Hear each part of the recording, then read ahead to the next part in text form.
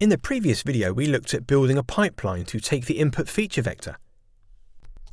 In this video, we're going to take a look at nearest neighbours model, which refers to a general class of algorithms that aims to make a decision based on the number of nearest neighbours in the training dataset. Let's see how to find the nearest neighbours. Let's start then. So we need to create a new Python file and import these packages. Next, let's create some sample two-dimensional data. Our goal is to find the 3 closest neighbours to any given point. Let's define this parameter. Here we define the parameter as 3. Now let's define a random data point that's not present in the input data. Then we need to see what this data looks like. Let's plot it here. In order to find the nearest neighbours, we need to define the nearest neighbours object with the right parameters and train it on the input data.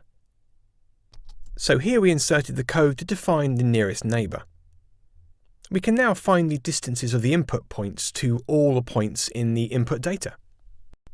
We can now print the k-nearest neighbours. So you can see that we have given the print command here. The indices array is already sorted, so we just need to pass it and print the data points. Let's plot the input data point and highlight the k-nearest neighbours. Now let's run the code to see the output. As you can see, there are 3 neighbours in our dataset set. Here is the plot of the input data points. And the second output figure depicts the location of the test data point and the 3 nearest neighbours. Great! In this video, we found the nearest neighbours in our training dataset. In the next video, we'll see how to construct a k-nearest neighbours classifier.